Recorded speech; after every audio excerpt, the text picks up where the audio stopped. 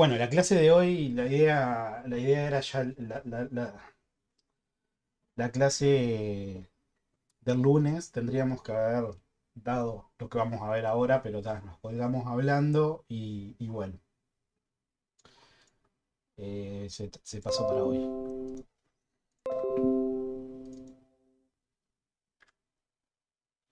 La idea un poco es, si bien está colgada la clase del año pasado, la idea es no dar las mismas presentaciones, ¿no? O sea, hacer alguna modificación, adecuarlo un poco para mantenerla actualizada, las presentaciones y bueno, y como comentamos la clase pasada, hay un par de tecnologías nuevas que vamos a estar trabajando este semestre, que años anteriores no la hemos dado. Así que eh, si hay algún tema en particular de que, no sé, hay algo que no se modifica, como por ejemplo, no sé, compilar un Active Directory, por ejemplo, esas cosas específicas, ahí sí capaz dejamos algún video del año pasado que ya estuviera grabado.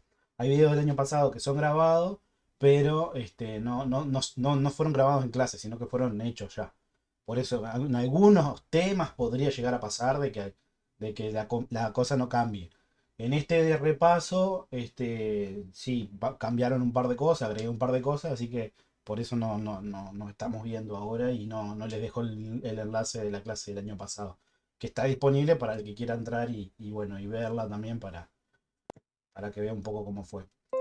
Así que bueno, la clase de hoy vamos a dar un poco de repaso de lo que vimos en sistema operativo, tratar de ponernos todos a tono con los sistemas operativos. Antes de arrancar, estuve mirando la encuesta que había pasado en la clase pasada y bueno, a nivel de equipamiento, estamos, a nivel general estamos bastante bien. Se está trabajando un poco para que tenga algún tipo de problema o algo que nos han llegado esos tipos de comentarios, están en todo su derecho de solicitar, ¿no? un equipo, solicitar una notebook, siempre manteniendo el compromiso de mantener, de cuidar el activo en sí, ¿no? Entonces, aquellos que tengan problemas con sus computadoras o les esté andando mal o lo que sea, pueden gestionar. Eso sí que lo repetimos así. Si bien en esta asignatura no fue tanto, no hay muchos problemas, o sea, a nivel de características no es algo que los esté trancando, porque van a poder trabajar sin ningún tipo de problema. Pero si hoy o mañana tienen un problema con un equipamiento, sepan que está la posibilidad de que se les brinde un equipo. Así que ténganlo en cuenta eso.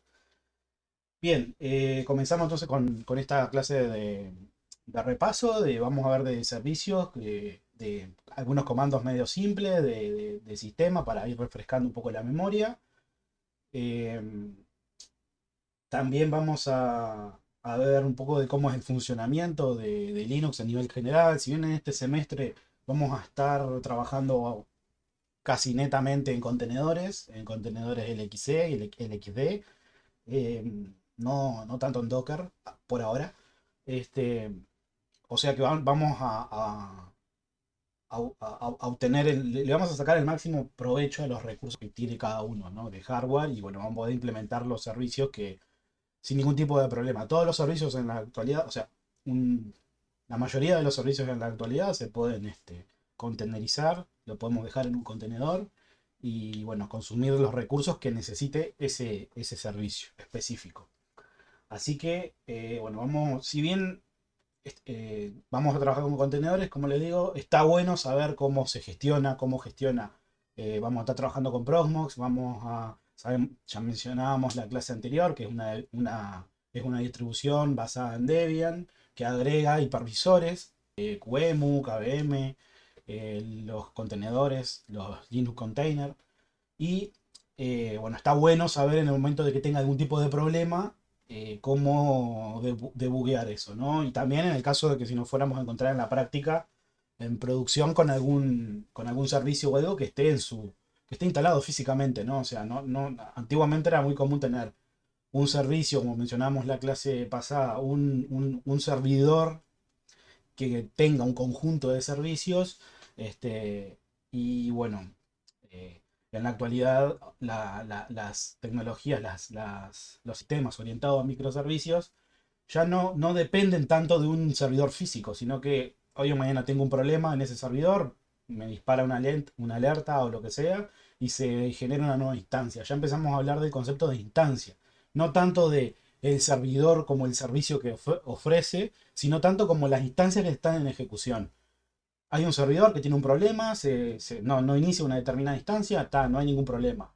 Lo iniciamos en otro server que puede estar en ese mismo lugar físico o puede estar en otro, ¿no? Acá entran en juego los proveedores de cloud y, bueno, Kubernetes y, bueno, los contenedores y los orquestadores y, bueno, una banda de tecnologías que se usan mucho en la actualidad.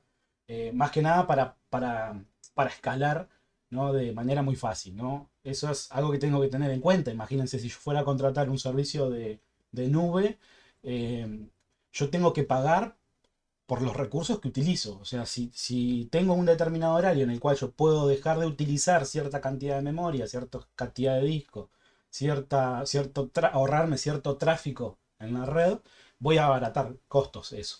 Y eso se traduce a mucho dinero. Voy a tener una tecnología disponible para que cuando la necesite crezca en capacidad, ¿no? Así sea en memoria, en disco, en lo que necesite, en storage. Bien, entonces comenzamos. Un par de configuraciones básicas de Linux, que son, bueno, algún comando, ver cómo funciona el servicio, la gestión de los servicios, systemctl, y eh, ya, ver cómo gestiona los servicios y, bueno, que gestione los servicios, disculpen.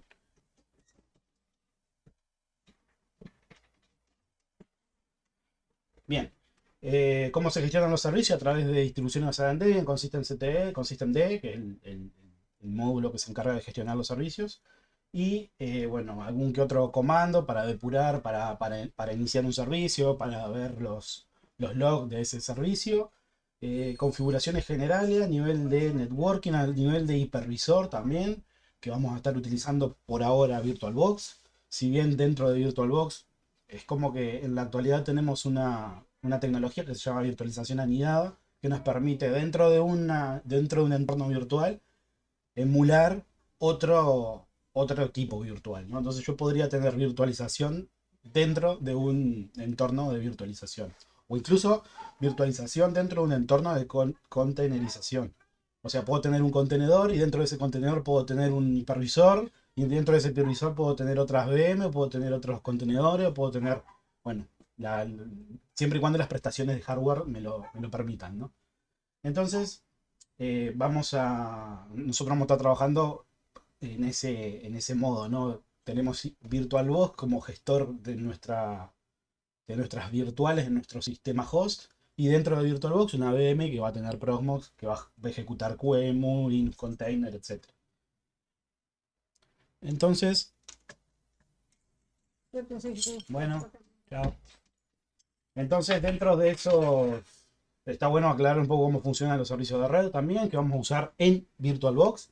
Y bueno, también vamos a aplicar alguna que otra configuración, los modos de conexión.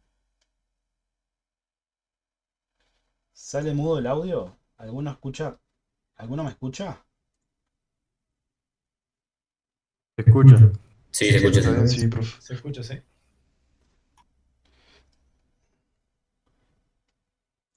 Raro, verificá, Francesco, a ver si no tenés algún. No, profe, puse, sale mudar el estudio.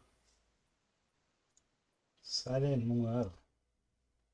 Claro, mover el estudio, porque lo estaban interrumpiendo eso, por eso. Ah, Era el perdón, perdón. chiste. No entendí, a veces leyendo no se entiende.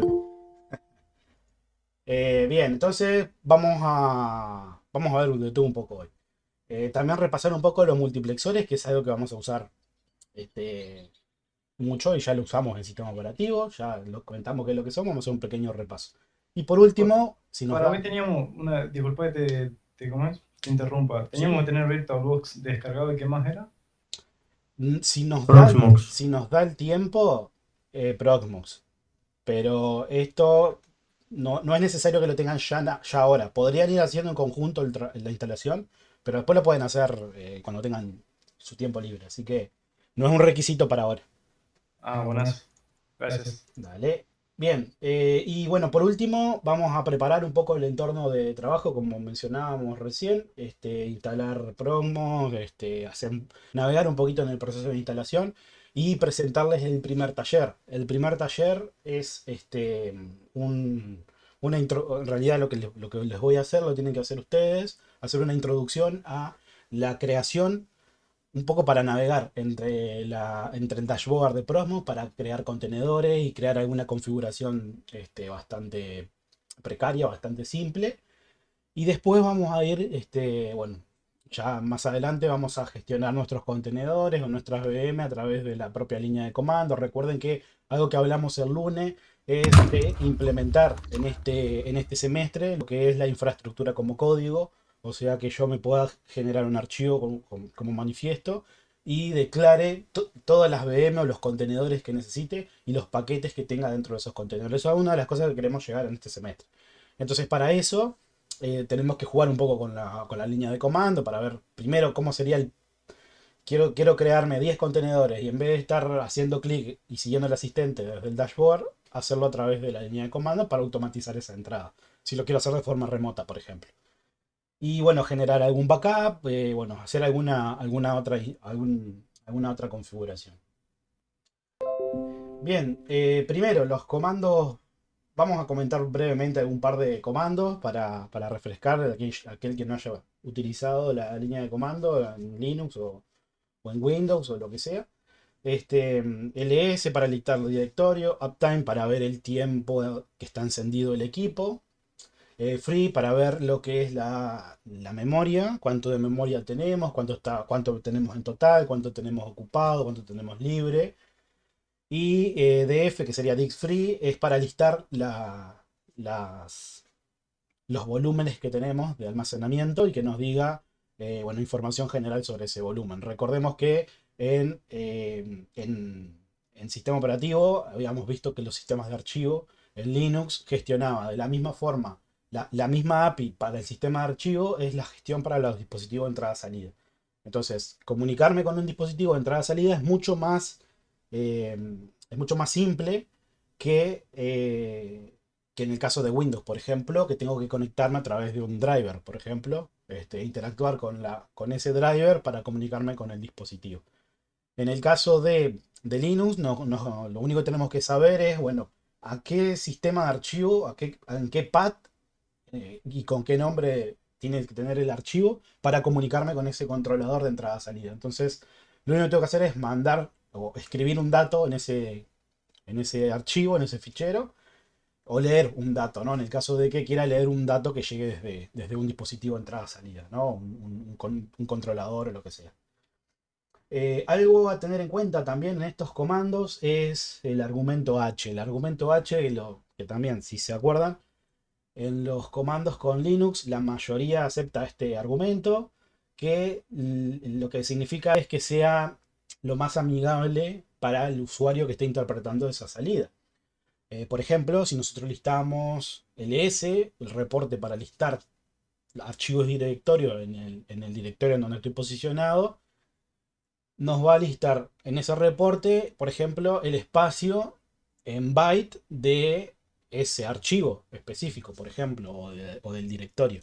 Entonces, si nosotros le especificamos con el comando "-h", bueno, lo que nos está dando, nos va a dar de forma más amigable. En vez de darnos la cantidad de bytes de ese archivo, por ejemplo, nos va a dar la cantidad de megabytes.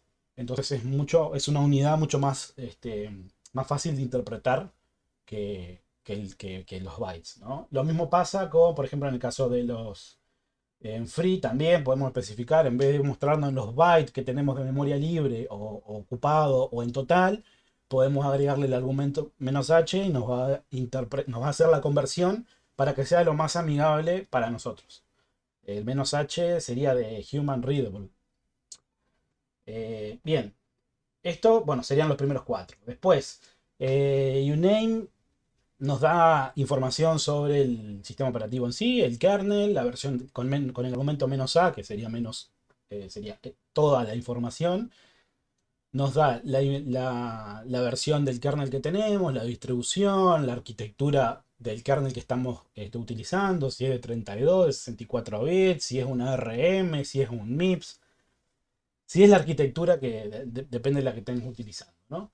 Eso es bastante útil para cuando tengamos, por ejemplo, que compilar alguna librería. Hay librerías que este, están programadas para cierta arquitectura o un paquete que está programado para cierta arquitectura. O incluso a veces cuando queremos compilar, por ejemplo, una nueva versión del kernel, que necesitamos los headers, las librerías, las dependencias para compilar esa nueva versión.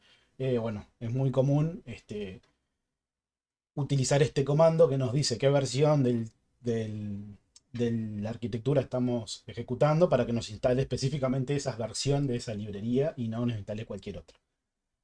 Después, pwd, bueno, esto es para mostrar solamente el directorio que estoy posicionado en ese momento, o sea, en dónde estoy dentro del file system. Esto para algunos ya lo recontra sabe, pero está bueno repetirlo porque en instancias anteriores de laboratorio, de práctico, de clase, se ve muchas veces que no, hay comandos que nos simplifican un montón la vida y no lo utilizan, porque no se acuerdan o porque no saben. Entonces, está bueno recalcar todo esto. Top es un administrador de procesos donde vemos los procesos que están ejecutando, vemos los recursos también del equipo, la memoria, el porcentaje de memoria, de procesador, los procesos, etcétera, ¿no? Es un administrador de procesos. HTOP es más, como lo dijimos, ¿no? La H le agrega que sea más entendible para quien lee ese reporte. Es más amigable, es más visual. Entre las posibilidades que nos da la línea de comando, es mucho más visual que top. Después, push D y pop D, bueno, es el push y el pop de un pad. O sea, en el pad en el que estoy posicionado existe una pila, o sea, una pila que se complementa con el file system, que si yo ejecuto el comando push D, lo que se hace es el pad en donde estoy posicionado se agrega en el tope de ese stack. Puedo seguir pusheando a ese stack. O sea que el objetivo de eso es que hay que tener en cuenta que se va a ir apilando y en el momento que haga el pop de lo que voy a tomar siempre va a ser el tope. Como toda estructura de tipo pila, siempre voy a tomar el tope del stack, de ese stack. Entonces tengo que tener en cuenta el orden en el que estoy ingresando cosas, ¿no? Esto es muy útil cuando tengo que estar navegando entre diferentes directorios, estoy haciendo diferentes tareas. Este, Está bueno tener una estructura de datos donde yo vaya guardando mis paths que considero útiles o que necesite para volver a utilizar. PopDev saca del tope de ese stack y me posiciona en ese directorio. Después, hostname.ctl es un comando que nos permite cambiar el hostname del equipo, ¿no? Y hay que identificar dos cosas. El hostname es el nombre del equipo, pero ese equipo puede pertenecer a un dominio. Si el equipo pertenece a una red corporativa, a un dominio, ya estamos trabajando con lo que se llama FQDN, que es el Full Qualified Domain Name de ese equipo, que sería dentro de ese directorio cómo se identifica ese equipo. Entonces, eso si bien se construye, porque eso se toma como prefijo el hostname del equipo y se le agrega como prefijo el DNS que tengamos configurado, la zona que tengamos configurado, el domain que tengamos configurado, puede ser útil cambiar el nombre de ese servidor. Lo mismo con una estación de trabajo también, ¿no? Que puede ser Linux, puede ser Windows también. Puede ser que necesitemos cambiarle el nombre. Lo que sí tenemos que tener en cuenta es que si tenemos algún servicio que hardcodeamos alguna configuración y le agregamos el propio el hostname, ¿no? Pelado en el archivo de configuración, tenemos que tener en cuenta que este binario no va a saber que ese archivo hardcodea el hostname, por lo cual si tenemos algún servicio que lo configuramos mal, este, o en realidad no lo configuramos mal, sino que no tuvimos en cuenta de que se le pudiera cambiar el nombre. Tenemos que tener en cuenta que el servicio al siguiente momento de que vaya a instanciarse no va a iniciar. ¿Por qué? Porque no va a encontrar el hostname. El hostname internamente, cuando veamos DNS, se hace una resolución de nombres para identificar cuál es la IP de ese equipo. Después cuando veamos más Active Directory nos va a quedar un poco más en claro toda esa resolución de nombre. Entonces sepan de que puede cambiar el nombre. Por eso en los servicios, y más cuando esto se potenció bastante con el uso de los contenedores, cuando las configuraciones de un servicio, por lo general, datos que antiguamente hardcodeamos en archivo de configuración, ahora se usa mucho el tomar el dato de una variable de entorno. Si se acuerdan de sistema, las variables de entorno que no utilizábamos para almacenar algún dato, bueno, dentro de un contexto, esas variables de entorno nos sirven para cambiar algún parámetro que podríamos llamarle dinámico, ¿no? Porque entre cada instancia puede cambiar. Imagínense que levanto un servidor de correo en un servidor que tiene un determinado nombre y después ese servidor se muere, lo que sea, le pasa algo y bueno, levanto una nueva instancia y esa nueva instancia va a tener la misma configuración que la anterior, pero el servidor, el hostname va a ser diferente. Entonces tengo que hacer... es mucho más fácil si mi servicio toma los datos de una variable de entorno que si está en un archivo hardcodeado en la configuración. Después, algo muy importante también que les va a pasar cuando estén trabajando, a la hora de tener muchos servicios o contenedores, tienen que tener tiene que estar sincronizado el horario, ¿no? O sea, si no tengo, si yo quiero analizar los logs para identificar cuándo ocurrió exactamente un evento, bueno, tengo que tener sincronizado esos logs, ¿no? Entonces, algo a tener en cuenta, sincronizarlo en función de la región en donde esté. Voy a poner el mouse, el cursor.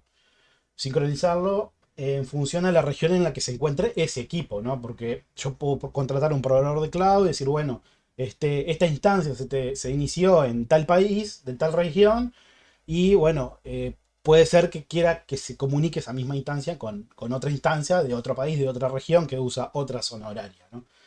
Siempre utilizar la zona horaria en donde se encuentra el equipo.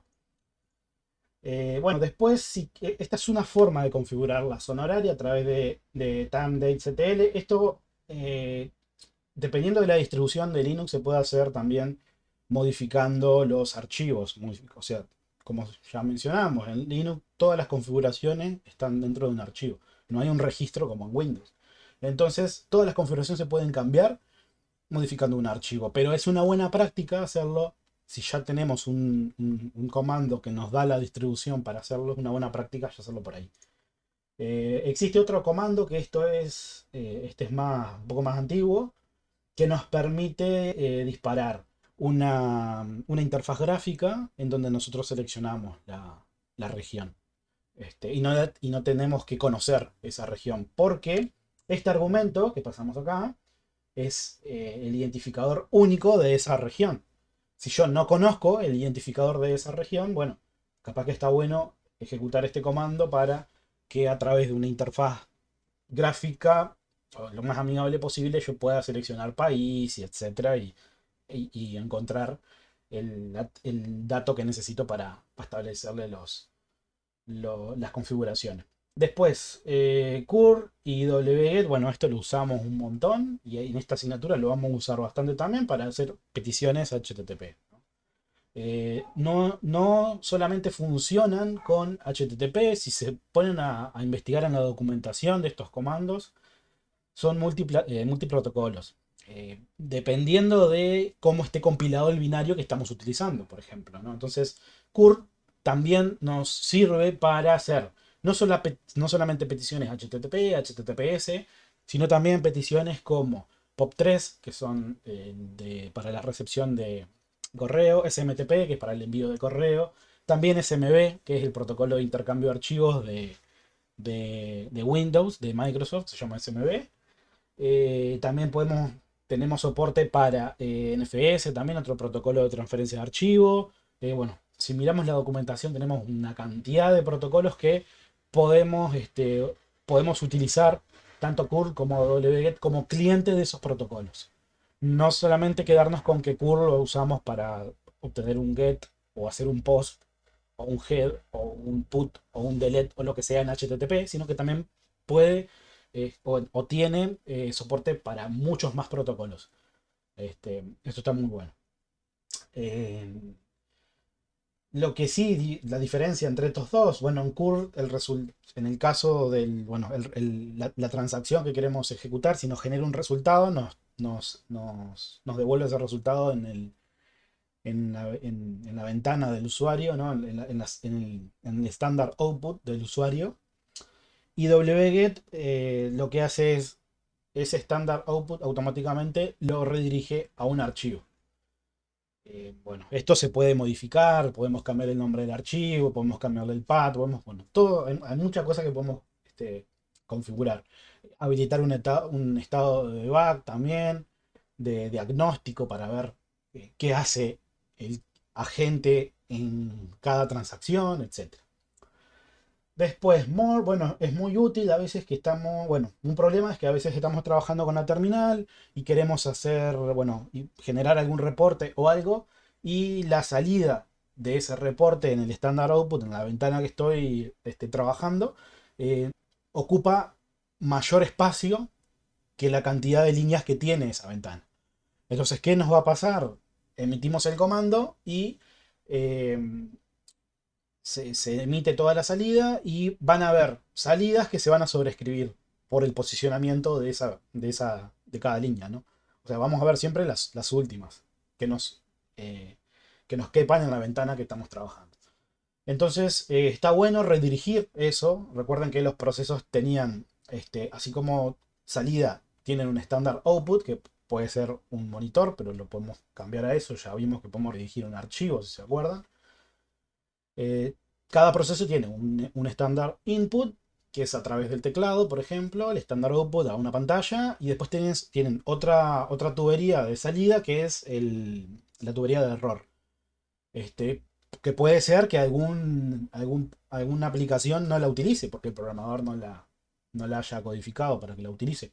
Pero sépanlo que si está bien hecho o si respeta ese binario, las salidas estándares, tenemos que imprimir en la salida que corresponda, ¿no? Si hay un error, en la salida de error, y si hay un mensaje que quiero informar, solamente en la salida estándar, lo emito en el estándar output.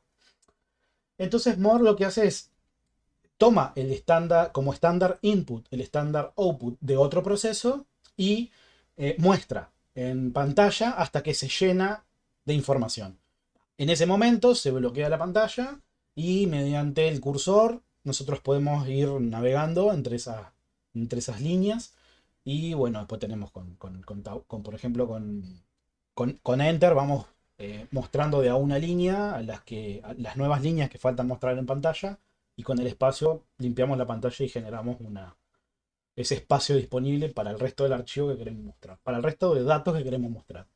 Lo mismo pasa con LES, que es el inverso. Si yo tengo un reporte y quiero hacer un resumen de ese reporte, bueno, LES toma como estándar input el estándar output de un proceso y genera un resumen.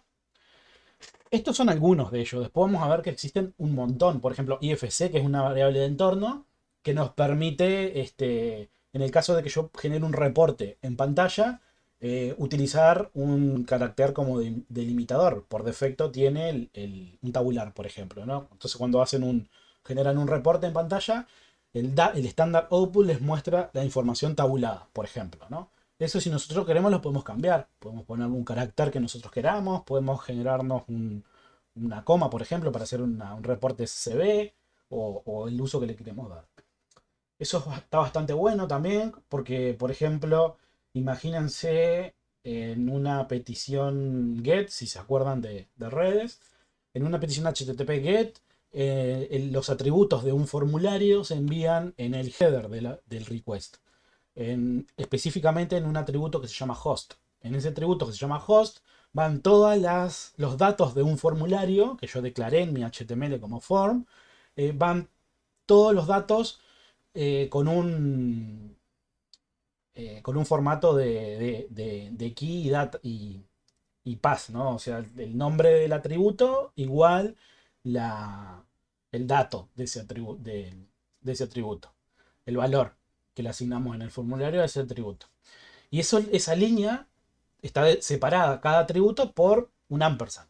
Entonces, por ejemplo, nosotros podemos hacer eso.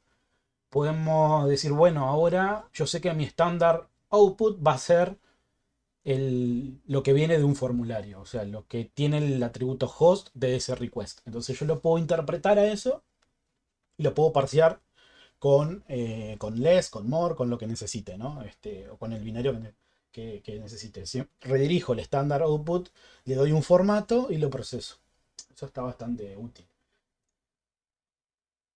Bien, otra cosa también que es importante es obtener información en el sistema en el que me voy a estar conectando y a estar trabajando, obtener información del hardware que tiene ese equipo.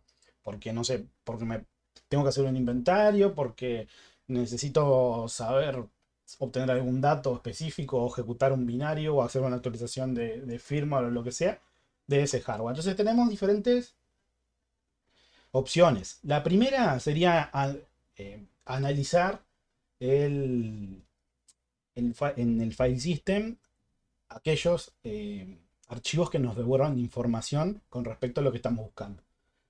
Eso es lo que encontramos acá en el path.sys, device, virtual, dmid, board. Y acá, si se acuerdan la llave, lo que hacía era eh, replicaba este prefijo y le agregaba cada uno de estos sufijos.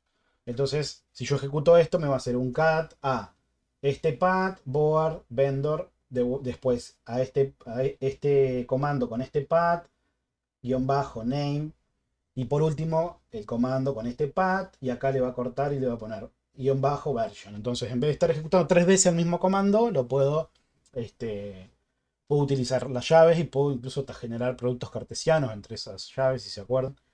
Esta es una forma fácil. En algunas distribuciones esto no está, está permitido para que cualquier usuario lo pueda ejecutar.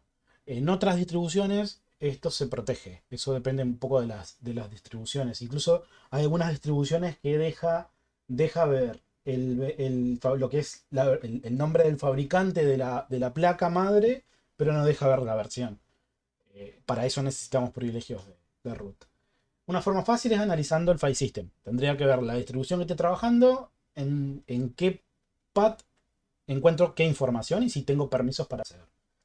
La otra sería utilizar alguna aplicación, algunas que ya están embebidas en la línea de comando, como esta, que nos muestra un pequeño reporte del equipo que tenemos. Este DMI code tiene que ejecutarse como root.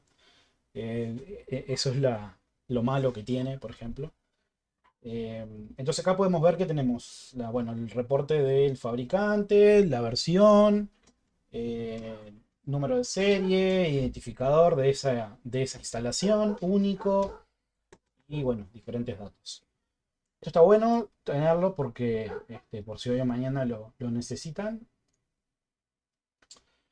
Bien, continuando con este pequeño repaso, en Debian y derivados, la forma de gestionar los servicios es a través del módulo de kernel systemd.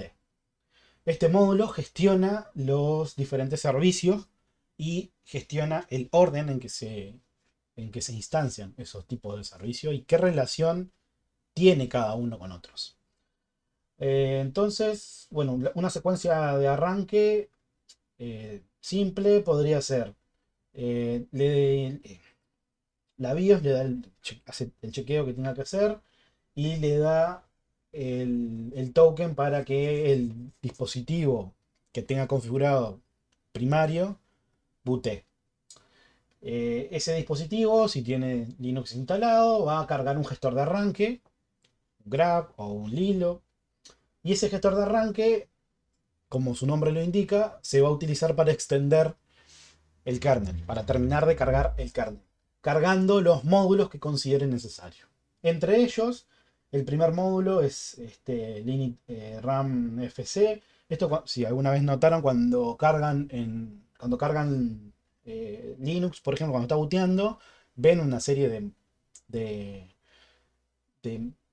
de reportes en pantalla de que está cargando ciertos módulos. Bueno, lo que se está haciendo es se está trayendo todo lo que tiene el disco a RAM, para ahí extender las capacidades del kernel.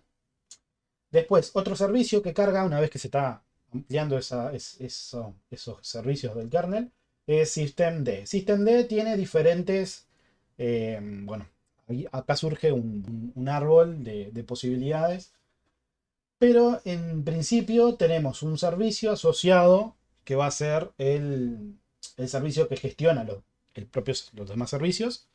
Después tenemos, por ejemplo, una interfaz gráfica. Tenemos servicios de terminal que pueden ser un puerto serie, puede ser un cable consola, por ejemplo.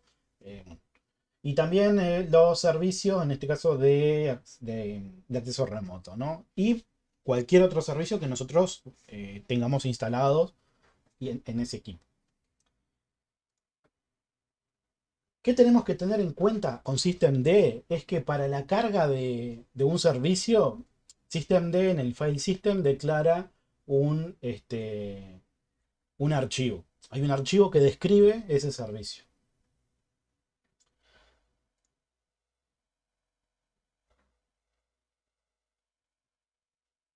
Bien, ¿qué problemas podemos tener? Bueno, esto surge, por ejemplo, como mencionábamos hoy, no tenemos, o sea, tenemos que tener un orden a la hora de iniciar los servicios. Por ejemplo, yo no puedo iniciar un servidor de correo en el puerto 25 SMTP si todavía no tengo los servicios de red operativo. Eso es fundamental, o sea, tenemos que, a la hora de nosotros, si generamos de manera manual la configuración de ese servicio, o también a veces tenemos que analizarlo por si lo instalamos de los repositorios, tenemos que tener la relación de que el servicio se tiene que ejecutar después de que el equipo tenga cierto estado. Como por ejemplo, que los servicios de red estén disponibles. Entonces, de esa forma, ¿qué nos podría pasar? Si no lo tenemos configurado, el equipo inicia, da error porque no puede instanciar un socket para testear si el servicio está funcionando en cierto puerto, por ejemplo, y ahí el servicio queda en stand-by hasta que el administrador vaya o de forma manual o ejecute un script o algo que reinicie el servicio si lo detecta que está abajo, ¿no? Entonces hay que tener en cuenta de que si vamos a cambiar alguna configuración de los servicios, tenemos que tener bien en cuenta el orden en el que se tiene que ejecutar cierto servicio. Por eso tenemos que conocerlo a los servicios, ¿no? Bueno, dentro de systemd tenemos eh, se van a instanciar los diferentes servicios asociados a cada controlador de entrada-salida que tiene ese equipo, como por ejemplo teclado, controladores varios de los puertos, los sistemas de archivo, conexiones de red y otros servicios. Estos servicios en systemd se describen, como mencionábamos, en un archivo, y este archivo tiene un nombre que se llama unit file. El unit file es la forma en que describe cómo el servicio inicia y describe de qué forma systemd lo va a gestionar a través de una utilidad que se llama systemctl para la gestión de los archivos. Este archivo es bastante simple, deriva de los archivos de configuración, los archivos con extensión .ini. Y en este archivo vamos a encontrar una sección que se va a agrupar entre paréntesis rectos. Y dentro de esa sección vamos a tener las configuraciones de cada uno de los argumentos de esa sección y el valor correspondiente. Eso se mapea en una asociación de clave igual valor. Y bueno, por lo general en Debian van a tener que los unit files están dentro de este path o de este otro.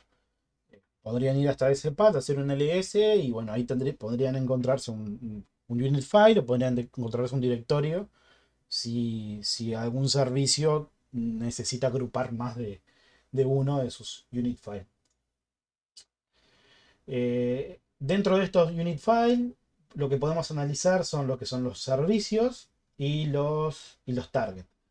Bueno, el servicio, como su nombre lo indica, son aquellos que nosotros vamos a instanciar. Y los targets son aquellos que nosotros le, le marcamos la relación de dependencia. Es decir, bueno, este servicio depende de tal otro. Entonces acá podemos ver un ejemplo de SSH. Bueno, SSH, una versión del protocolo SSH con la implementación OpenSSH. Tiene acá esta descripción. OpenBSD, Secure Shell Server. Y se ejecuta después de que el target de los servicios de red esté disponible. Esto está bueno porque de manera... Esto es lo que hace cuando cuando el sistema inicia.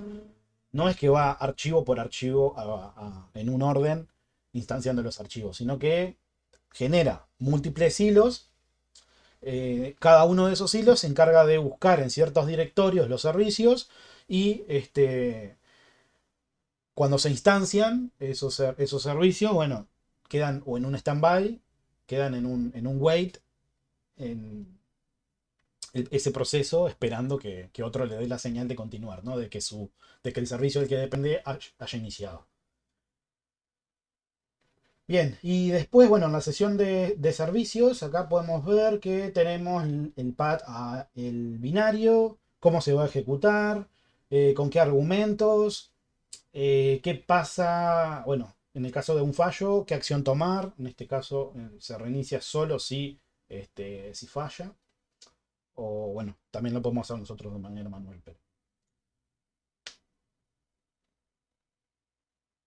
Bueno, otro ejemplo, localfs, que es cuando, bueno, esto también pasa lo mismo. Si en algún momento ustedes compartieron alguna carpeta, por ejemplo, a través de SMB o como vamos a ver a través de NFS, capaz en algún momento ya lo hicieron.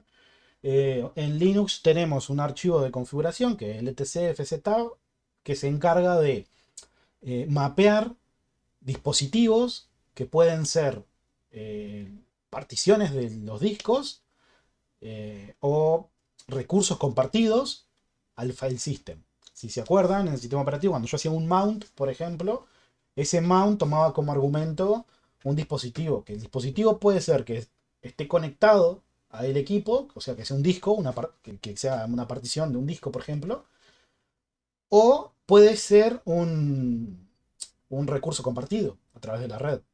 Entonces, ese recurso compartido se mapea al file system local y después, bueno, cualquier programa, cualquier proceso puede interactuar como si ese medio de almacenamiento estuviera conectado localmente al equipo. Entonces, en ese archivo, por ejemplo, imagínense que ustedes declaran que tienen un storage en la red, un NAS en la red, para acceder a sus carpetas compartidas, ¿no? Entonces, ese archivo, si no mapea ese recurso de la red, que solamente lo va a poder mapear cuando tenga red. Porque cuando no tenga red, no tengo servicios de red, no tengo IP, no puedo establecer un socket contra ese recurso para obtener los datos, para listar los archivos, lo que sea. Entonces puede ser que mi buteo se bloquee, por ejemplo. Entonces tengo que definir bien eso. Entonces, bueno, por ejemplo, este target también, localfs, cuando todos los servicios que apunten a él, cuando el file system esté operativo, o sea que estén todas las particiones montadas en el file system, va a disparar el evento y bueno, ahí si tengo servicios que dependían de la red, por ejemplo, lo voy a poder acceder sin ningún tipo de problema. El de la red, cuando está disponible, cuando inician los servicios de sonido. Todo esto depende de qué es lo que vaya a configurar, ¿no? Por eso está bueno saberlo. Bien, los unit files solamente se utilizan para describir un servicio. Mm, Eso son la entrada de datos a otro comando que es de systemd, o sea, otro comando que interpreta para cambiarle un estado a un servicio de systemd que se llama systemctl. Systemctl es una aplicación, es un binario que está en la línea de comando que nos permite este, ver información de los servicios, reiniciarlos, etc. Todos los argumentos que nosotros declaremos dentro de ese servicio en específico tiene que estar declarado en el unit file. O sea, si yo no tengo, no tengo declarado cómo hacer un restart de mi aplicación, de una instancia de mi aplicación, no va a funcionar. O sea, esto es para no. Esto es para no hacer un. O sea, no hay que hacer un pequil del proceso, ¿no? Siempre cuando puede generar muchos problemas parar un proceso si no de manera normal, ¿no? Imagínense una base de datos, por ejemplo, que esté en producción y hago un pequil del DBMS, del DRDBMS, no va a generar problemas, pueden quedar transacciones colgadas, etc. Entonces, algunos de los comandos más simples, por ejemplo, status, para ver el estado de un servicio, tenemos que pasar el nombre, que puede ser el nombre del archivo, o puede ser el nombre del servicio. Podemos parar, iniciar o parar un determinado servicio y podemos habilitar o deshabilitar un servicio. Esto lo que nos va a permitir es que si queremos, no sé, hacer alguna... eh, si tenemos un servicio que es compilado, por ejemplo, y queremos hacer un cambio o lo que sea, bueno, deshabilitamos esta versión que tenemos en el equipo y bueno, este, lo, lo compilamos, lo trabajamos de forma manual. Bien, también existe otro comando que se encarga de la gestión de lo que son las salidas del estándar output de esos servicios. Esto es muy importante también. Nosotros, cuando estemos, imagínense que ustedes están haciendo una aplicación, ¿no? Si bien en la actualidad tenemos que pensar que la aplicación para que escale tiene que programarse como un microservicio, pero alguno de nosotros nos debe haber pasado de que estamos programando y no sé, nos generamos un archivito de logs, ¿no? Entonces, ¿qué hago en mi aplicación? ¿Pasa algo? Bueno, me voy a fijar en ese archivito de logs que yo sé que conozco porque yo programé la aplicación y declaré de que existiera. Pero ¿qué ocurre? No es una buena práctica hacer eso cuando queremos que la aplicación sea orientada a microservicios y que pueda llegar a escalar de manera muy fácil. Entonces, una buena práctica es la gestión de los logs, por ejemplo, dejársela al estándar de logs del sistema en el que se está ejecutando. Entonces, ¿eso qué significa? Que el estándar output, en vez de dejar que los logs se envíen a un archivo que yo solamente conozca, lo envío al estándar output del sistema operativo que esté trabajando. Entonces, ¿qué me permite hacer esto? Por ejemplo, en el caso de si estoy trabajando en un entorno de cloud, por ejemplo con Kubernetes, con Docker y todo, y esas herramientas de containerización, por ejemplo, lo que podemos hacer es que si una aplicación, queremos analizar los logs de una aplicación, ya lo podemos hacer desde el propio gestor, desde el propio Kubernetes, por ejemplo. Ya podemos ver qué es lo que está haciendo esa aplicación. O sea, se encarga de gestionar el estándar output de esa instancia. Y eso que nos permite, imaginemos que tenemos imagínense instancias de aplicaciones que no tenemos una aplicación ejecutándose en un único servidor, sino que podemos tener la aplicación ejecutándose en 5000 servidores, por ejemplo. Entonces, imagínense depurar eso para ver en qué estado está cierta aplicación o si una dio una falla o lo que sea. Tenemos que canalizar eso eh, a una misma salida. Que esas 5000 instancias envíen los datos a un mismo lugar. Entonces, en el caso de systemd existe otro comando que es el journald que nos permite analizar el estándar output de cada servicio, de cada uno de esos servicios. Y Journal D es el módulo y Journal CTL es el comando, el binario, la aplicación que vamos a usar. Entonces, para esto podemos hacer esto sumamente útil, ¿no? Cuando instanciamos un servicio y no inicia, por ejemplo. Bueno, lo primero tenemos que ir es, bueno, ¿qué dice el estándar output de ese servicio? Y ahí podemos obtener información. ¿Cómo lo obtenemos a esto? En journal.ctl, el argumento "-u", y le damos el nombre del servicio. O le podemos dar el argumento "-u-f", y eso no, nos queda, o sea, se atacha, se hace un attach a la salida de ese archivo. Cuando se modifique lo voy a ver en esa terminal. Bueno, esto es lo que mencionaba recién. Esto también aplica para un entorno de escritorio, ¿no? O sea, yo tengo una aplicación en Windows o lo que sea, no sé, y no está funcionando, lo que sea, lo primero que atiendo es ir a la gestión de logs del sistema operativo. En el caso de Windows tenemos el visor de eventos y en Linux tenemos este servicio, pero o ir a un bar logs también, al syslog de Linux, en el caso de que no estén estos binarios. Bien, una forma que vamos a usar para conectarnos remotamente va a ser a través de SSH. Como vimos en el sistema operativo, yo puedo instanciar un puerto, abrir un puerto TCP en un equipo y desde otro lugar remoto generarme un socket e intercambiar información entre esos dos nodos de una red. ¿Qué pega tiene eso? De que los datos no están encriptados. O sea, si estoy utilizando un canal que no es seguro, cualquier usuario podría interferir en esa sesión y capturar los datos. Entonces, para eso usamos SSH. O sea, funciona bien, podemos intercambiar información a través de un socket, pero si la información en la actualidad no está cifrada, es vulnerable. Entonces, para eso usamos SSH.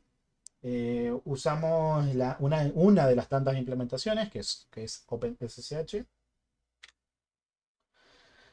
Y este protocolo ya de manera nativa se encarga de filtrar, de autenticar, porque utiliza un sistema de cifrado de llave pública y privada a través de algoritmos como lo es el RCA. Protege esa información. Y bueno, ¿eso qué me garantiza? De que los datos entre ambos extremos eh, no, nadie va a poder capturar esa sesión. O sea, en realidad van a poder capturar la sesión, pero cuando quieren interpretar qué es lo que está pasando en esa sesión, no lo van a entender. ¿Eso qué no quita? Que si en el extremo de esa comunicación hay una vulnerabilidad, obviamente como es en el extremo de esa comunicación, los datos se pueden redirigir. Los datos que en un principio fueron enviados encriptados se van a desencriptar en ambos extremos y se puede redirigir y capturarlo, ¿no? Esto es para protegernos en el envío de la información. Bueno, en Debian y en la mayoría de las distribuciones utilizan el proyecto, la implementación OpenSSH. Esta es una versión libre que deriva del sistema operativo OpenBSD. Y OpenSSH está dividido en dos partes, en lo que es el OpenSSH cliente y el OpenSSH server. En Linux, por defecto, ya tenemos tanto el cliente como el server en ejecución. Lo que nos puede pasar es que el server, bueno, perdón. En Linux tenemos la implementación del cliente casi que en todas las distribuciones. La versión de servidor es la que nosotros podemos llegar a necesitar e instalar. ¿Esto qué significa? Puede ser que alguna distribución ya traiga el paquete, el servicio, pero no esté iniciado, esté deshabilitado por defecto. Eso puede pasar. Bien, ¿qué pasa en Windows? Bueno, en Windows pasa algo un poco particular porque hace un par de versiones de Windows 10, no Windows 10 por hablar de un sistema más reciente, no traía un servicio ni siquiera el servicio del cliente de OpenSSH y ni hablar de la versión de servidor. En las últimas versiones de Windows 10, el cliente de SSH ya lo trae de manera nativa, incorporado. Entonces yo, desde una de las versiones más recientes de Windows 10, puedo ingresar a la terminal, y una terminal que puede ser un CMD o puede ser un PowerShell. Ingreso en la terminal y puedo ingresar con el comando SSH. Tiene una pequeña versión, no es la versión más actual del binario compilado, pero para lo que se utiliza, para acceder remotamente, no funciona muy bien. No agregué acá lo que es las versiones de SSH. En la actualidad hay dos versiones de SSH. La 1 ya está discontinuada. La estándar por defecto es la versión 2. Dentro de SSH no solamente se usa para establecer una conexión por terminal segura, sino que también se utiliza para muchas cosas más que vamos a ver más al final de la asignatura, que son lo que son las creaciones de los túneles. Los túneles nos permiten que en una sesión SSH yo pueda encapsular un tráfico de un protocolo que no es, que por defecto, por ejemplo, no estaba encriptado. Entonces, imagínense un protocolo de asistencia remota, como lo es BNC. BNC, que es un protocolo que utiliza, por ejemplo, TeamViewer, AnyDesk, todos esos software de asistencia remota. Es un protocolo que no tiene incorporado de forma nativa seguridad ni siquiera encripta la información, ¿no? Entonces, ¿yo qué podría hacer? Una sesión de BNC entre dos nodos, o sea, el BNC, protocolo, cliente-servidor. Yo lo que puedo hacer es que esa sesión de BNC se ejecute sobre una sesión establecida de SSH. Entonces, ¿eso qué me permite? Conectarme seguro. O sea, ¿qué ocurre con un BNC? Con una sesión de BNC que se captura. Bueno, en esa sesión de BNC es como que se generara un video de la pantalla del equipo que tenga el servidor del BNC. Entonces va a ver toda la sesión, todos los caracteres, todos los frames que se modifican, el desplazamiento del cursor, el ingreso de datos a través del teclado, que puede ser a través del cliente y del servidor. O sea, va a ver todo de lo de esa sesión. Entonces yo podría proteger ese protocolo a través de SSH. También podría proteger HTTP, por ejemplo. Como si yo tengo una implementación que no soporta o no fue pensada para HTTPS, yo podría encapsular HTTP en HTTP, en SSH. Bien, entonces en Windows hablábamos de que las últimas versiones traen el cliente de SSH y también ya viene como característica el servidor de SSH, que también lo mismo, no es la versión más reciente, pero nos permite generar un servidor de SSH en un Windows y administrarlo de forma remota, porque no solamente no solamente Linux se utiliza para gestionarlo mediante una terminal. Lo mismo o casi lo mismo que puedo hacer en Linux en la línea de comando, lo puedo hacer en Windows en la línea de comando. Eh, lo mismo, ¿no? Gestión de servicios, instalaciones de aplicaciones, cambios en el registro, desinstalación de programas, no sé, compilaciones, mantenimiento, cualquier cosa que pueda hacer en Windows gráfico lo puedo hacer en la terminal. Entonces, en las últimas versiones de Windows también podemos instalar el cliente, el servidor y en caso de que no quiera instalar esas versiones, podemos utilizar un cliente en multiplataforma, como ya lo hemos utilizado antes, que es PuTTY, por ejemplo, un cliente de terminal multiprotocolo, para conectarnos mediante SSH. Bien, algo para agregar de SSH es que eh, por defecto la forma de autenticar un usuario es a través de sus credenciales. O sea que en la sesión de SSH ingreso el usuario, ingreso la contraseña y esa información va cifrada en la sesión, pero va a validarse contra el servidor. Entonces, ¿cuál es el primer cambio que tendríamos que hacer? Que eso es lo que vamos, si llegamos hoy a implementarlo en Proxmox. Yo cuando yo estoy administrando un servidor o X N servidores, yo no tengo que acordarme el usuario y la contraseña para cada sesión. Entonces, ¿qué es lo que hago? Me genero un certificado, me genero una llave privada, una llave pública, lo configuro y puedo conectarme a ese servidor de manera remota sin necesidad de tipear mi contraseña. ¿Eso qué me evita? Bueno, si por X motivo hay un keylogger dentro de mi equipo que se ejecutó, lo que puedo hacer es que la persona que captura esa información con ese keylogger no va a ver mi credencial, no va a poder quitarme mi credencial para acceder remoto porque no se la estoy enviando a la credencial. Se envía la llave. Esa llave la podemos proteger incluso más mediante una frase. Lo que es. Entonces, esa frase sí, cada vez que yo necesite conectarme a esa sesión, se solicita esa llave, o bueno, podría automatizar la entrada de esa llave mediante un script o lo que sea. Pero esa llave, esa frase, perdón, si alguien la conoce, no puede hacer nada, porque esa frase no está relacionada, bueno, en realidad no tendría que ponerle como frase mi contraseña, si no, no tengo seguridad, ¿no? Pero podría usar cualquier otra cosa que es para agregarle un plus de seguridad.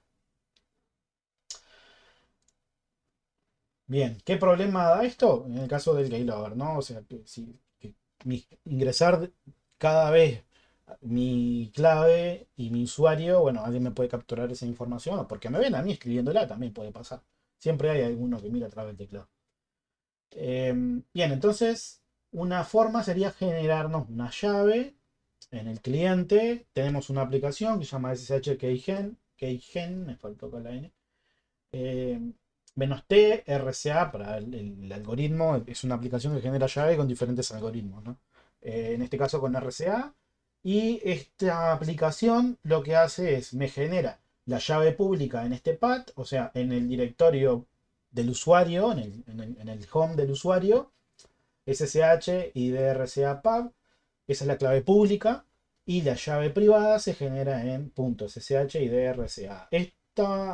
Esto tenerlo en cuenta que es tanto para Linux como para Windows, ¿no? O sea,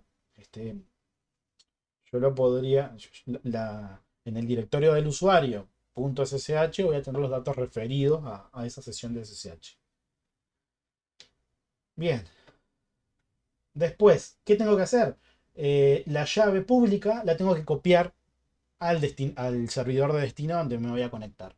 Específicamente al home del usuario al que me voy a conectar. Eso lo podemos hacer con otro comando que se llama ssh copy id. Y este comando lo que hace es acepta como argumento una IP. Esto establece una conexión por SSH. Me pide la clave. Me conecto por SSH y se copia en el archivo .ssh no key. Es el archivo. Perdón. No. .ssh authority key. Ahí se anexa la llave pública de cada uno de los usuarios que generaron una llave privada y pública, ¿no? O sea, de cada usuario que yo quiero darle acceso a esa sesión remota, le dejo le copio esta llave, ¿no? O sea, puedo copiar una cantidad de llaves públicas acá. Entonces, ¿eso qué va a ocurrir?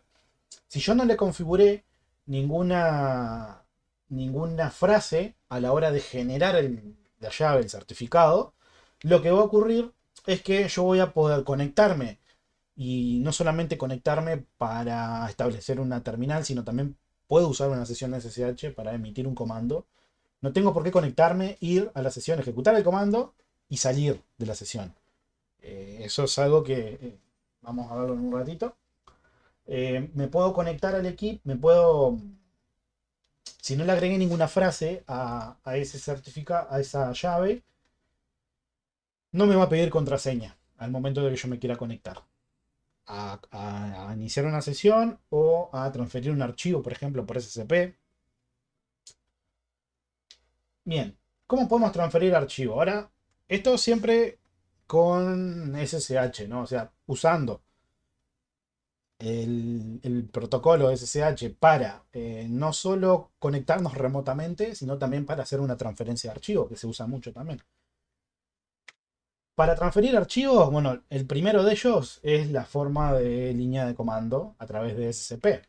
A través de SCP, que es Secure Copy, lo que hago es, igual que el comando CP, donde yo tengo el path de origen y el path de destino. Bueno, acá puedo hacer lo mismo, solamente que el origen o el destino va a ser un file system remoto. Puede ser que me quiera traer algo de un servidor que está en la red, o puede ser que quiera copiarle algo. Esta es una forma de hacerlo de la línea de comando, bastante útil. Si tenemos configurado la autenticación por llave, no nos va a pedir clave. O sea, hacer tareas de, por ejemplo, de backups en un server es sumamente fácil, lo puedo hacer por CP, por SCP. Lo único que tengo que tener con las llaves cargadas, ya me puedo generar una tarea programada que hagan el SCP del archivo de base de datos y lo copie en tal directorio. Con esto no hay ningún tipo de problema, funciona bien. Otra forma de ejecutar esto, también existe una interfaz gráfica que se llama WinSCP, que se usa mucho también, es una interfaz que es multiprotocolo también. Soporta SSH, SFTP también. Y bueno, WinSCP básicamente es una interfaz gráfica, un explorador de archivos.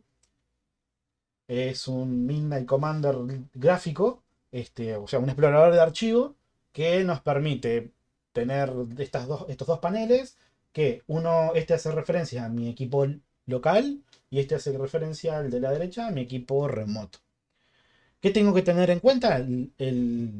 Puede ser que en el equipo remoto pueda listar los archivos dentro de ese path en el que estoy posicionado, pero puede ser que no pueda escribir. Puede ser que no tenga los permisos necesarios para escribir los datos, para hacer una transferencia.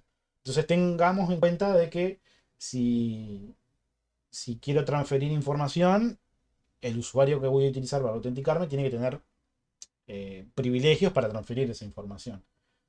Caso contrario, ¿qué puedo hacer? Utilizar como puente el directorio barra TMP, el directorio temporal. O sea, todo lo que tiremos para ahí va a estar hasta que no se elimine. Es una buena práctica también.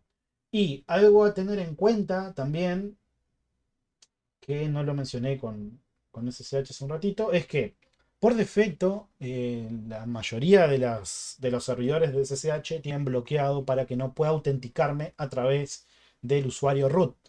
O sea que necesito generar otro usuario para conectarme con ese usuario y después hacer escalar en privilegios, ¿no? Hacer un SU, hacer un sudo, hacer el cambio de contexto que tenga que hacer.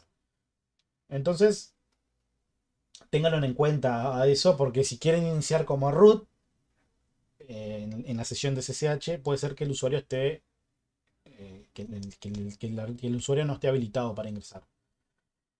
Eso se puede solucionar en el archivito del sshd.conf. Hay un atributo que dice permit root login y bueno, lo cambio a yes y listo.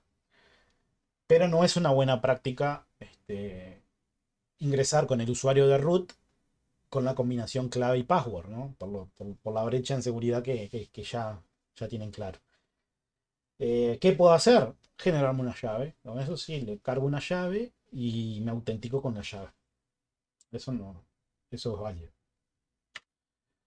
Otra forma de transferir archivos también, esta es una implementación también que está bastante buena, la probamos hace unos años, que es SSHFS, es la posibilidad de hacer mediante una sesión de SSH un mount. O sea, yo le agrego el atributo mount, el tipo de archivo por SSH. Entonces eso me carga el recurso que quiero con los privilegios que tengo dentro de mi file system, de mi equipo.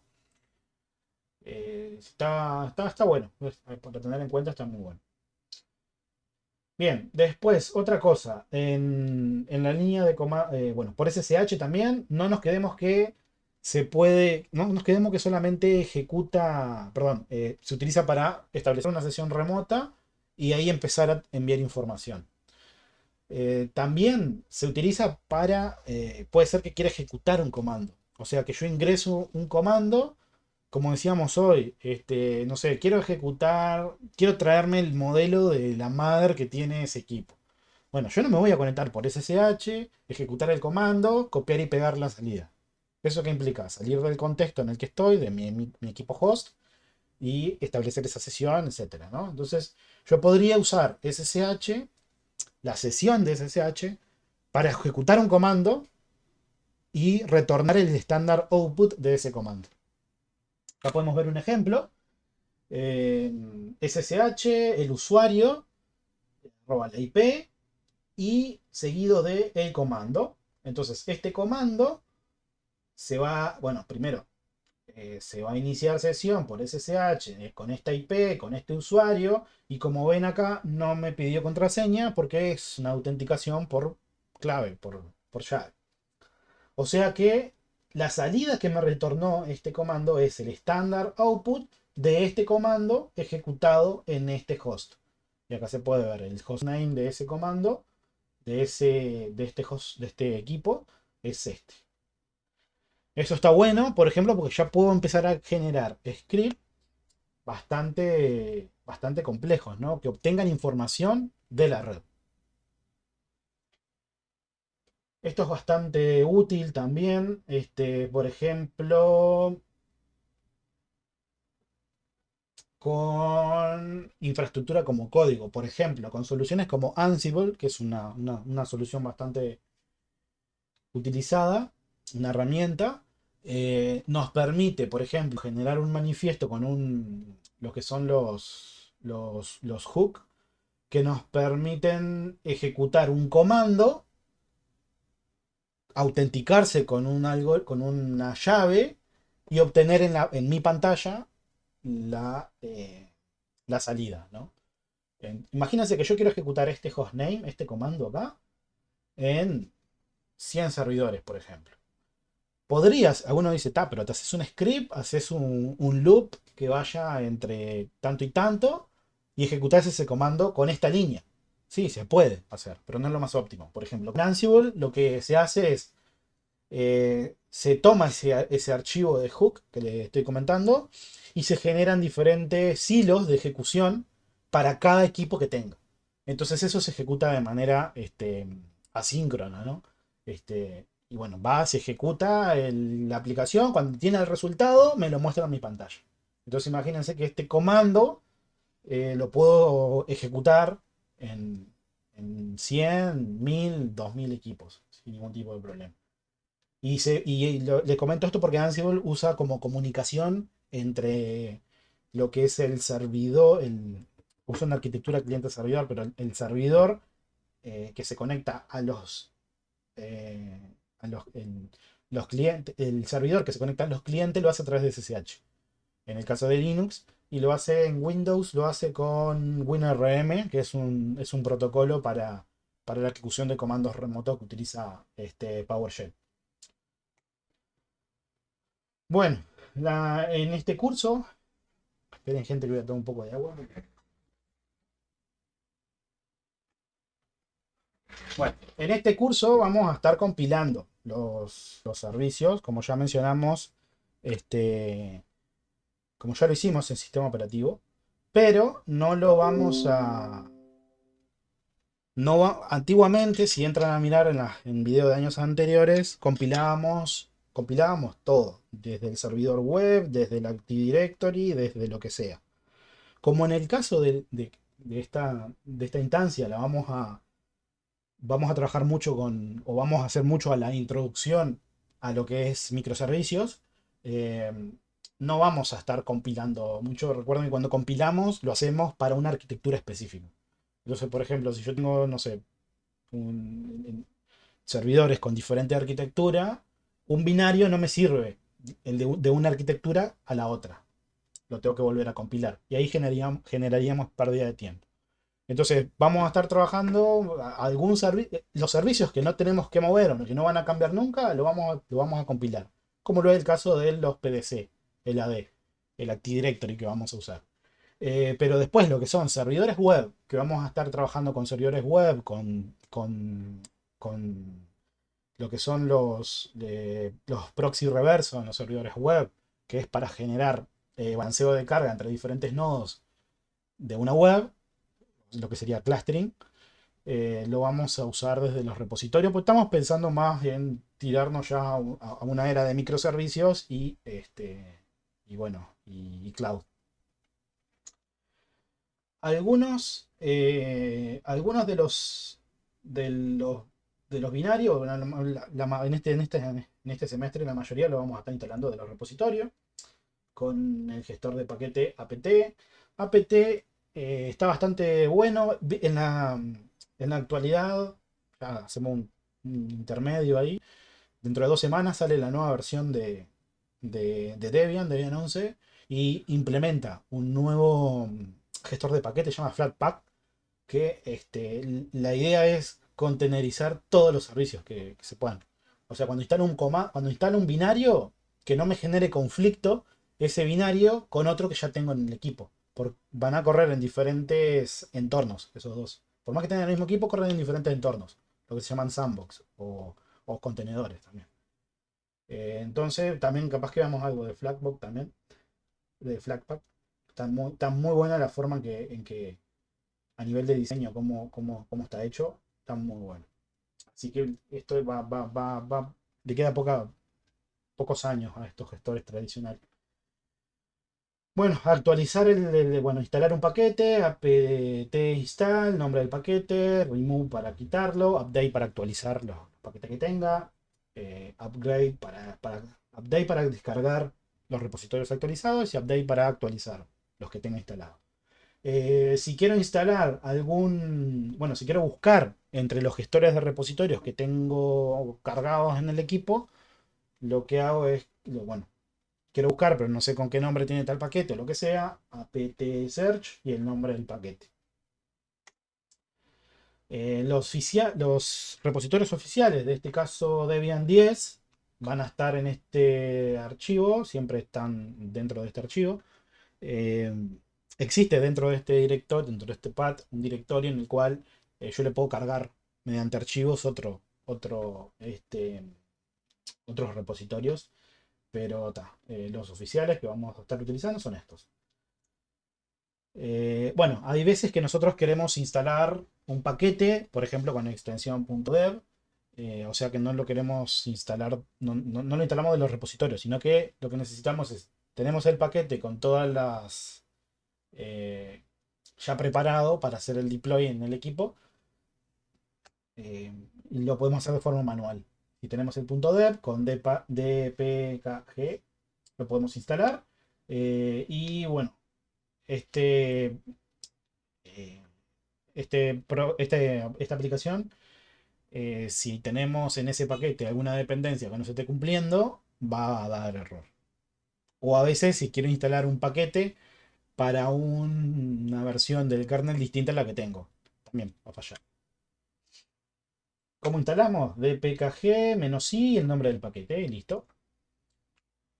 Bueno, ¿qué comandos básicos podrían ir instalando? Esto en un equipo tradicional, ¿no? O sea, en una máquina virtual. Bueno, ahora cuando vamos a estar trabajando con los contenedores, con los Linux Container también, pero cuando estamos con microservicios, con Cloud, por ejemplo, con Kubernetes, con Docker, solamente vamos a instalar lo que necesitamos en ese entorno, ¿no? O sea, no le voy a instalar no sé, las librerías para compilar en C, si yo ya tengo el binario ya compilado. No la necesito. Lo mismo con wget, con curl, con nmap o mc. O sea, solamente voy a instalar lo que necesite. Porque si no, ¿de qué gracia tiene usar un contenedor si lo voy a tratar como si fuera un sistema físico más, una VM?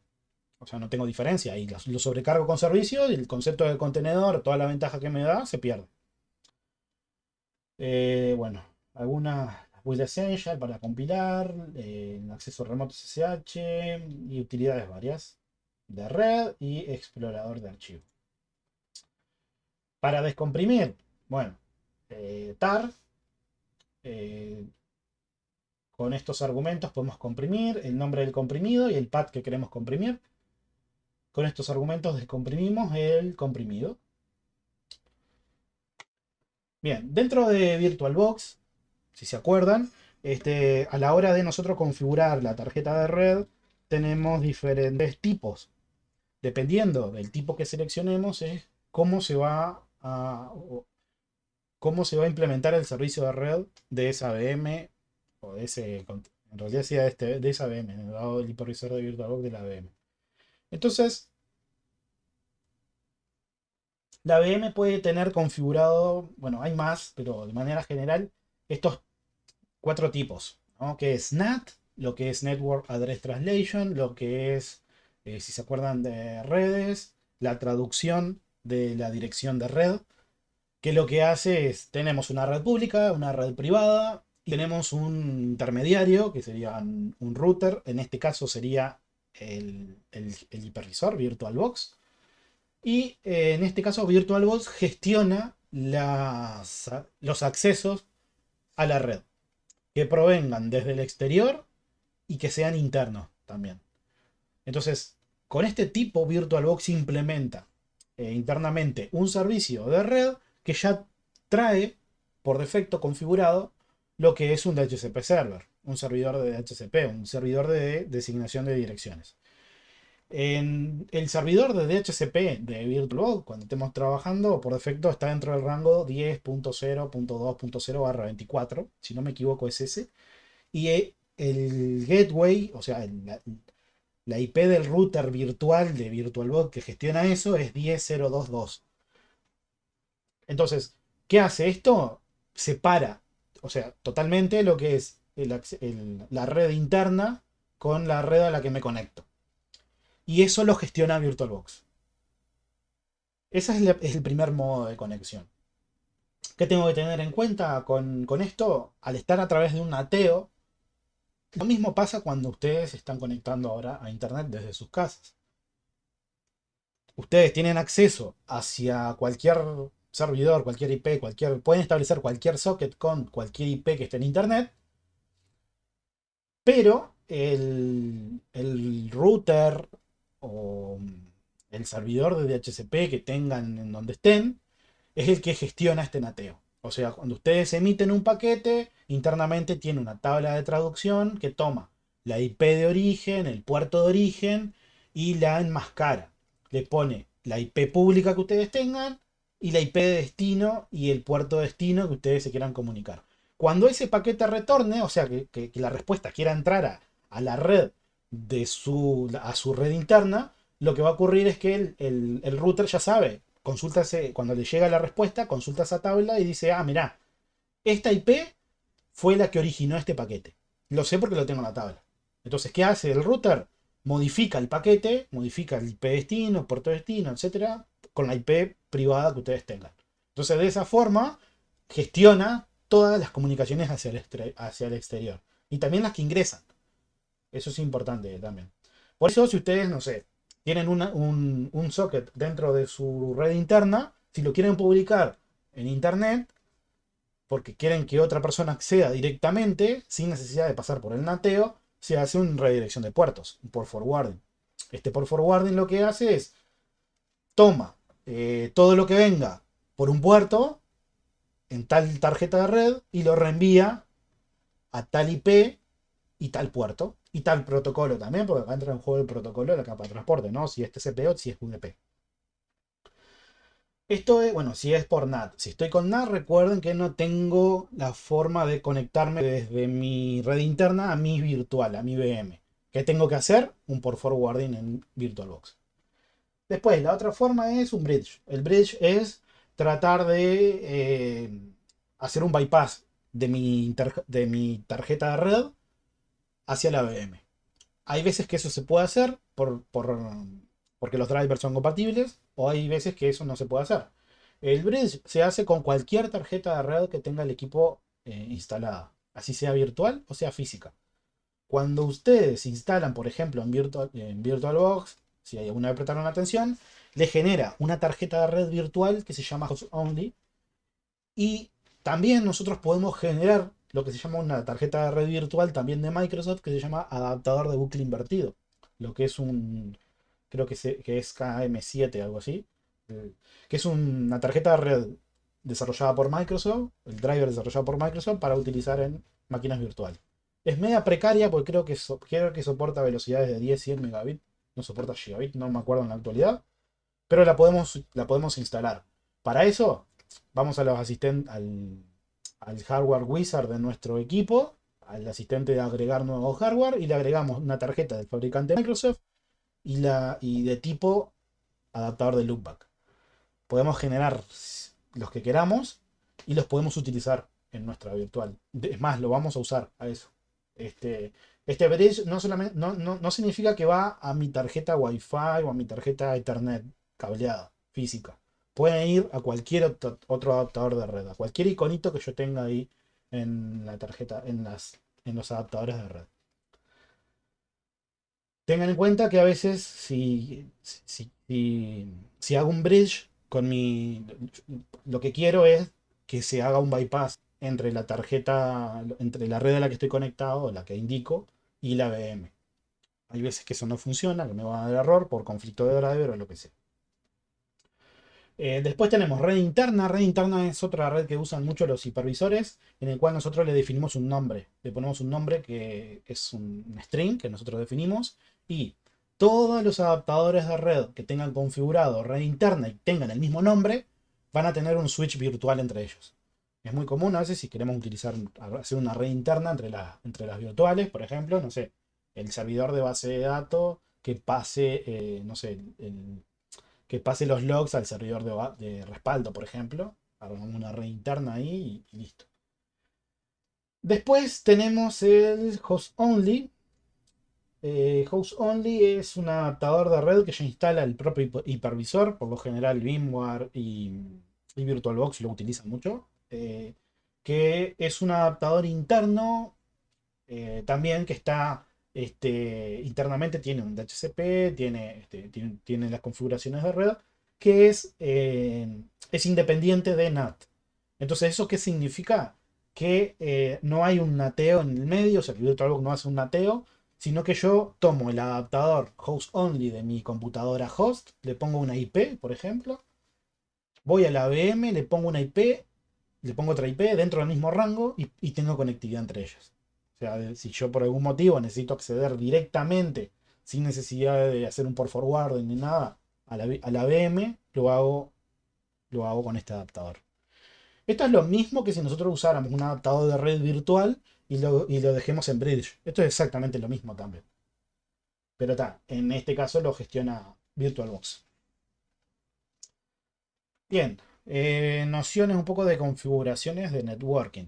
Dentro de networking, la dirección IP se pueden establecer de dos formas: a través de un servidor de HCP, o sea que el servidor existe, no me acuerdo si lo ven en red, existen transacciones que es de HCP Discover, de HCP Offer, etcétera, que permiten que una PC que no tenga IP interactúe con un servidor de HCP y obtenga un direccionamiento dentro de lo que se llama un pool. Eh, ese otorgamiento tiene una validez. Hay un tiempo de vida que el servidor tiene configurado que dice, bueno, te doy esta dirección por tanto tiempo.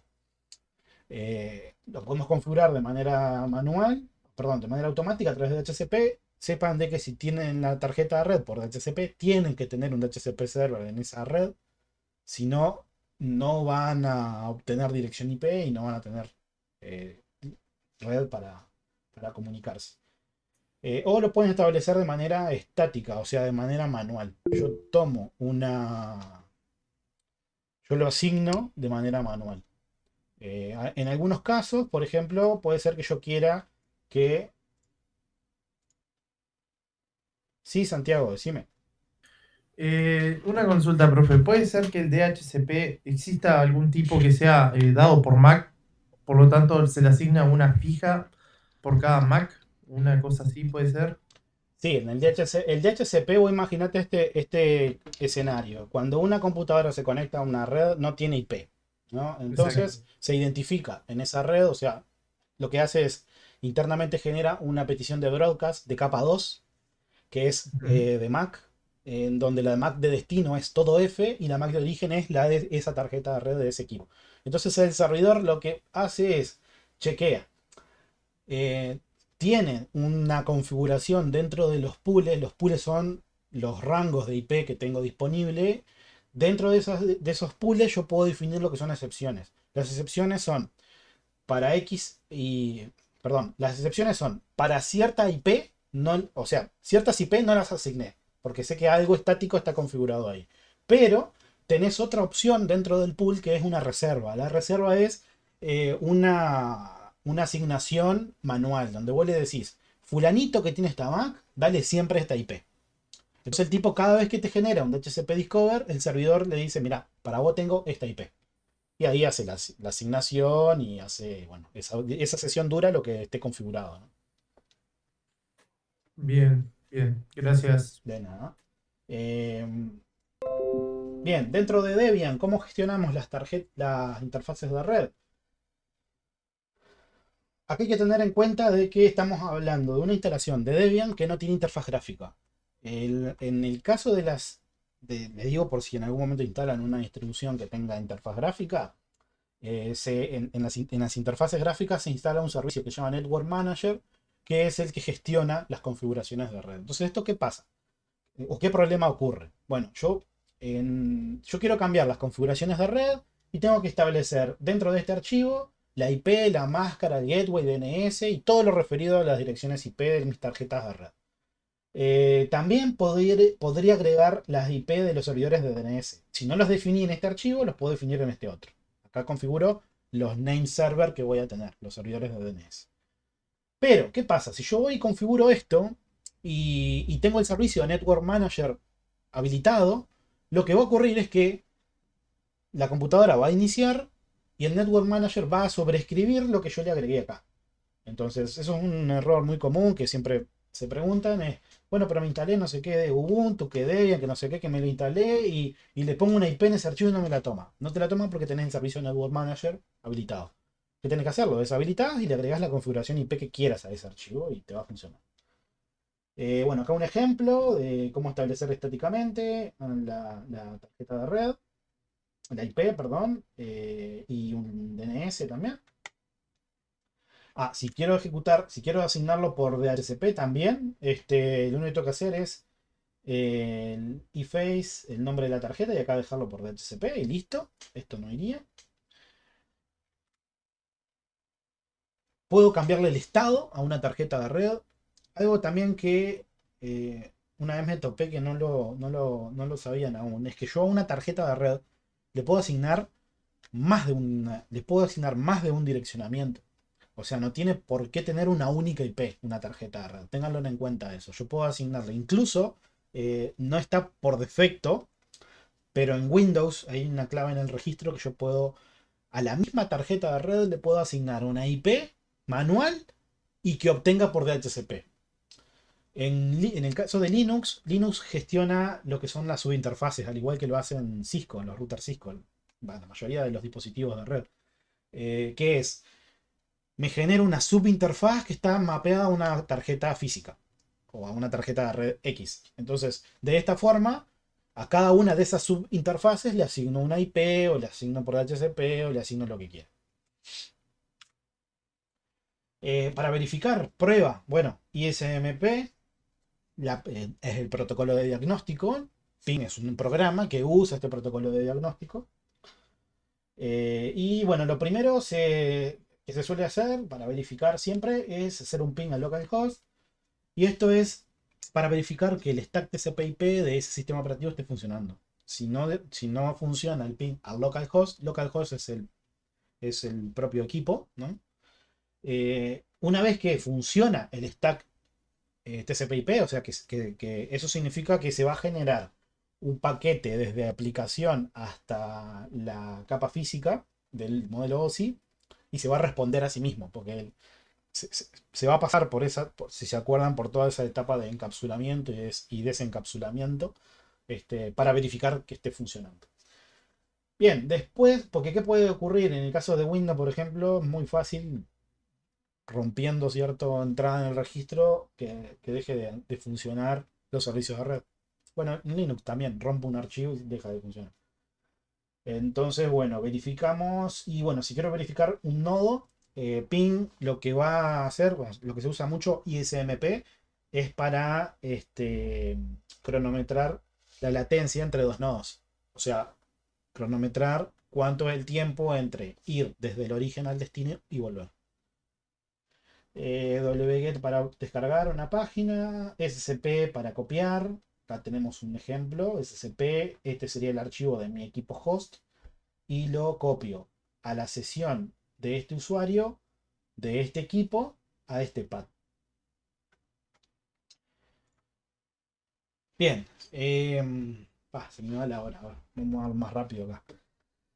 Multiplexor de terminales. ¿Qué es esto? La idea es no generar múltiples ventanas para que se conecten contra una sesión por SSH. ¿Por qué no generarla?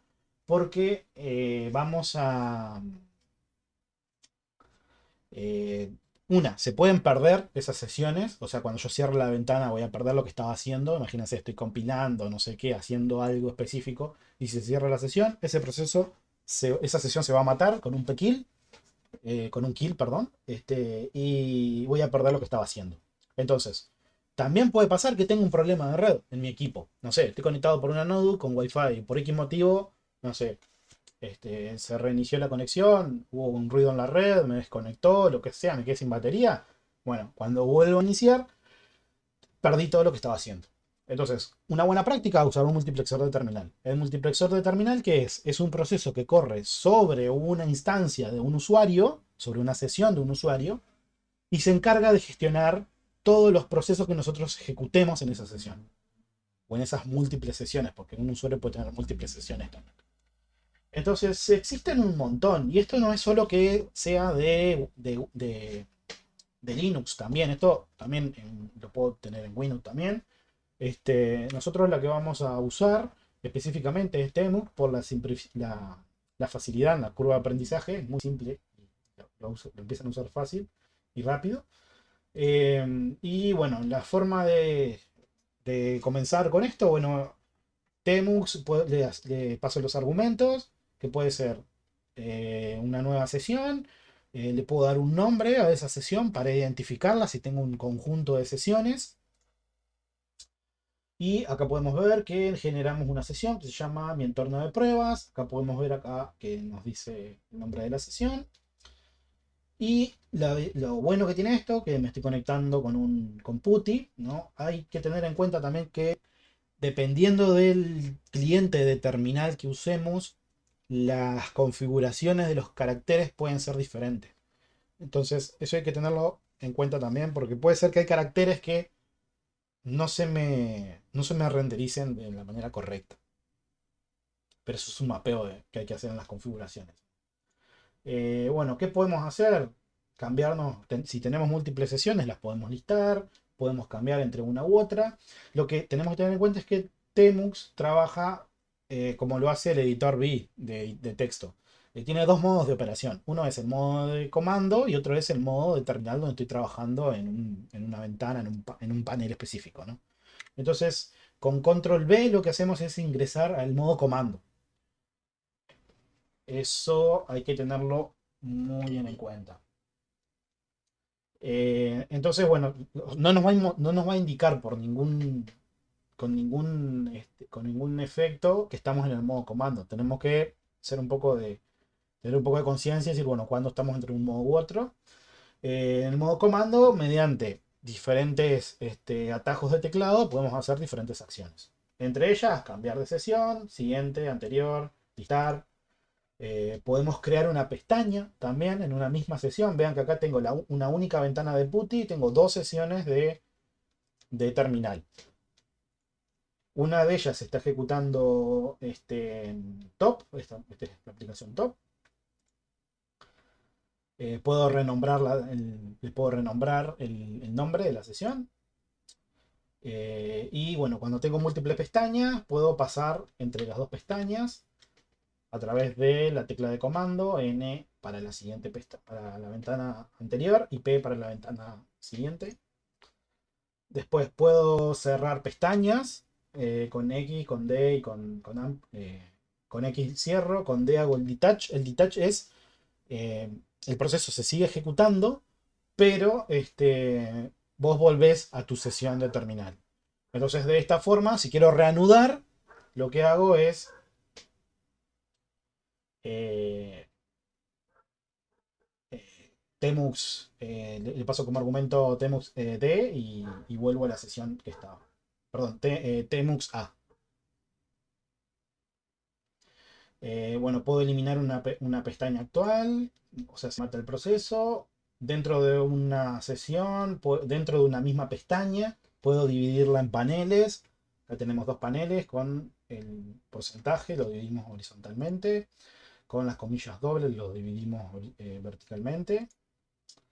Y podemos movernos dentro de estos paneles. O sea, podemos mover el cursor, ¿no? Acá vemos que el cursor está en este panel, lo podemos mover a este otro y bueno. Eso lo hacemos con el cursor y estando en el modo de comando. Bueno, para el siguiente práctico, ¿qué vamos a hacer? Vamos a preparar el entorno del laboratorio. Bueno, ¿esto cómo lo vamos a hacer? Lo primero, hay que tener VirtualBox instalado en la versión más reciente. Y por último, hay que tener la imagen de Proxmox BE descargada.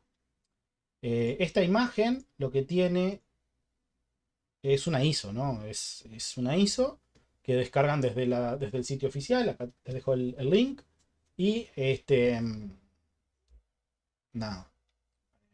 Una vez que hagan la instalación, a ver qué es.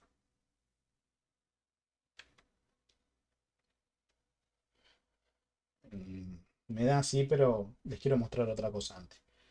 Descargan esto lo vamos a hacer el lunes, vamos a retomar esto. O sea, si lo pueden instalar para el lunes, en realidad si lo pueden tener descargados para el lunes, así lo vamos haciendo en conjunto.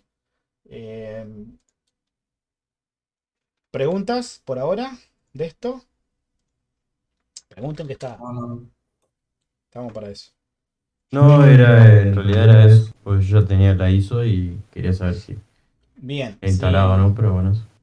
bien, si ya tienen todo eso, esperen que les voy a pasar un link a lo que es el taller. El taller es... Esperen que es un repositorio que no está público todavía. Ahí va.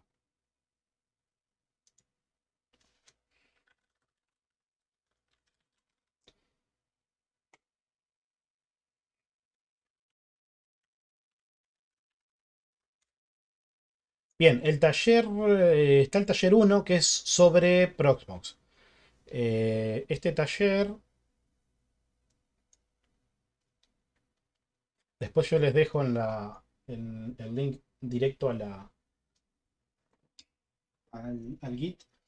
La idea es, el lunes, después que nosotros instalamos todo eso, instalamos el entorno de trabajo, hacemos porque me tengo que conectar vamos a configurarlo a través de un NAT, tenemos que hacer un port forwarding en VirtualBox, tenemos que configurar los certificados, o sea, empezar a bajar a tierra todo lo que vimos en esta presentación de hoy. Lo vamos a hacer con esto. Estos son 15, 20 minutos, la instalación es un ratito. Lo que vamos a hacer es, si quieren lo pueden ir mirando, vamos a redirigir dos puertos, que son el del SSH y el del dashboard del Proxmox. Bueno, vamos a configurar un port forwarding, vamos a iniciar por SSH y vamos a iniciar por el dashboard e instalar nuestro primer contenedor. La idea es que ustedes vayan haciendo lo mismo que voy haciendo yo, y que es iniciar remoto, copiarnos la llave, eh, etcétera. Y después que inician sesión en el contenedor, perdón, en el Proxmox se autentican. Esto descargamos una imagen, vamos a usar Debian. Acá se puede utilizar Ubuntu, CentOS, cualquier otra distribución de Linux. Recordemos que los contenedores comparten el kernel. Y acá vamos a generar nuestro primer contenedor y indicamos la imagen que vamos a usar, y acá ya nos creó el container. Ahora, una vez que iniciamos sesión, ya nos queda operativo. Y acá hacer configuraciones básicas. Instalar Tmux, Build Essentials, curl, map, generar un snapshot. Todas configuraciones básicas. Y recuerden que tenemos el chat ahí para compartir todos los avances que vayan teniendo. Esto yo lo pego en el link ahora del Moodle.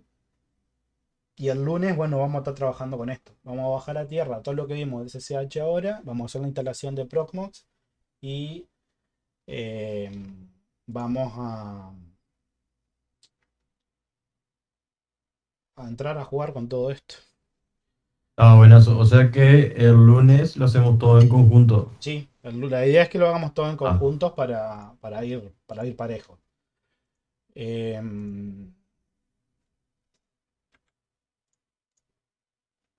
Bueno, gente, por hoy terminamos acá. No sé, creo que tienen clase ahora. Para el que no tenga clase, si quieren, en sistemas ahora vamos a hacer, para el que quiera repasar, instalaciones duales de Windows, Linux y configuraciones básicas. Si alguno no tiene nada que hacer y quiere repasar algo, igual va a estar el video después publicado, pero les comento por arriba nomás. Y cualquier duda o cualquier cosa me avisa. Buenazo.